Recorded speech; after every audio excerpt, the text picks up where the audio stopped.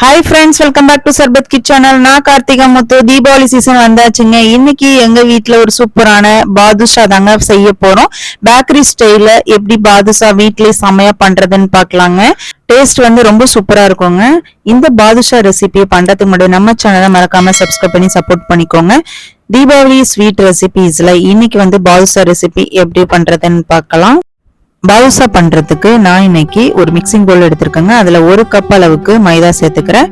இப்போ இது கூடவே 1/4 ஸ்பூன் அளவுக்கு பேக்கிங் சோடா, 1/4 ஸ்பூன் அளவுக்கு சால்ட் சேர்த்துக்கலாங்க. நெக்ஸ்ட் இது கூட 2 ஸ்பூன் அளவுக்கு நெய் சேர்த்துக்கோங்க. இப்போ நெய், இந்த மாவு எல்லாத்தையுமே நல்லா கையால மிக்ஸ் பண்ணி விட்டுருங்க.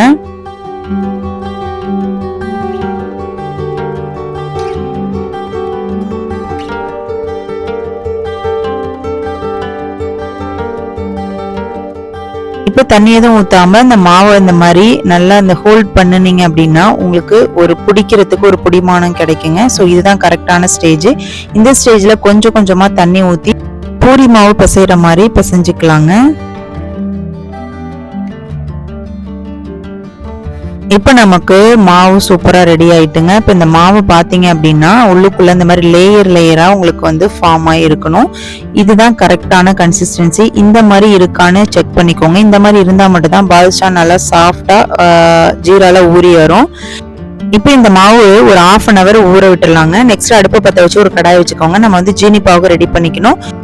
எந்த கப்ல மைதா மாவு அளந்தீங்கனோ அதே கப்ல 1 கப் அளவுக்கு ஜீனி சேர்த்துக்கோங்க. இது கூட 1/2 கப் அளவுக்கு இந்த ஜீனி முழுகிற அளவுக்கு கொஞ்சமா தண்ணி ஊத்திக்கலாங்க.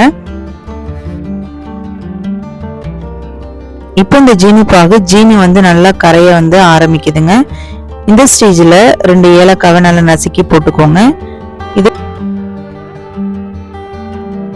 இப்போ ஜீனி பாகு நல்லா இந்த மாதிரி நொர பொங்கி வருங்க. இந்த ஸ்டேஜ்ல நீங்க ஒரு கம்பி பதம் கரெக்டா எடுத்துக்கணுங்க. இந்த மாதிரி டச் பண்ணி இழுக்கும் போது லைட்டா ஒரு கம்பி மாதிரி இருக்கணும். ஸோ இதுதான் கரெக்டான ஒரு கம்பி பதம். ஸோ இந்த ஸ்டேஜ்ல நீங்க அடுப்பை ஆஃப் பண்ணிக்கலாம். இந்த ஸ்டேஜ்ல லெமன் ஜூஸ் ஊத்துவாங்கங்க. அந்த லிக்யூட் ரொம்ப கட்டியாகாம இருக்கிறதுக்கு. நான் ஊத்தல. ஸோ இப்போ ஜீனி பாகு ரெடி ஆயிட்டு மாவுமே இப்போ நமக்கு சூப்பரா ரெடி ஆயிட்டுங்க. மாவை ஒரு 1/2 hourக்கு அப்புறம் நீங்க ரொம்பலாம் பிசையலாம் கூடாது. ஸோ இருக்கிற மாவை ஒரு சிறு உருண்டைகளா இந்த மாதிரி உருட்டி நம்ம சின்ன சின்ன பாதுஷாவா ரெடி பண்ணிக்கலாங்க. நான் இந்த மாதிரி உருட்டிட்டு நடுவில் இந்த மாதிரி ஒரு ஹோல் போட்டுக்கிறேங்க. பாதுஷா மாவு ரொம்ப சப்பாத்தி மாவு மாதிரி அழுத்தியெல்லாம் பிசையக்கூடாது. லைட்டா மெதுவா நம்ம எடுத்துக்கணும். இப்போ நான் இதே மாதிரி எல்லா பாதுஷாவையுமே நான் இந்த சிறு உருண்டைகளா உருட்டி நடுவில் இந்த மாதிரி ஹோல் போட்டு எடுத்து வச்சிருக்கேங்க. 1 கப் மைதால எனக்கு ஒரு 7 பீஸ் கிடைச்சிருக்குங்க. நெக்ஸ்ட் அடுப்பை பற்ற வச்சு ஒரு கடாயை வச்சுக்கோங்க. கடாயில தேவையான அளவுக்கு எண்ணெயை ஊற்றி எண்ணெய் மிதமான தீயில இருக்கும்போது நம்ம பாதுஷாவை 2 சைடுமே நல்லா பொன் வறுவலா பொரிச்சு எடுக்கணுங்க.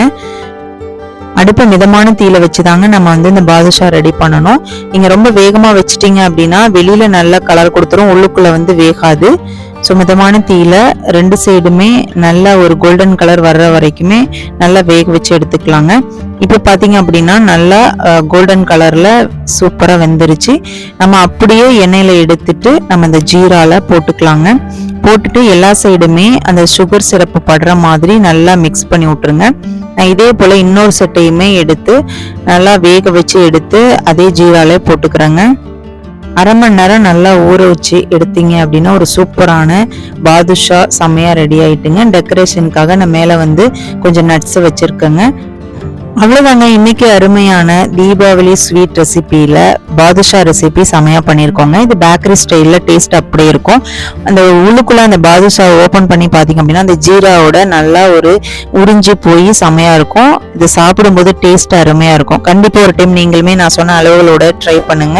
உங்களுக்குமே சூப்பரான பாதுஷா கிடைக்கும். உங்களுக்கு இந்த வீடியோ பிடிச்சிருச்சு அப்படின்னா ஒரு லைக் பண்ணிட்டு உங்களோட ஃப்ரெண்ட்ஸ் அண்ட் ஃபேமிலிக்கு ஷேர் பண்ணுங்க.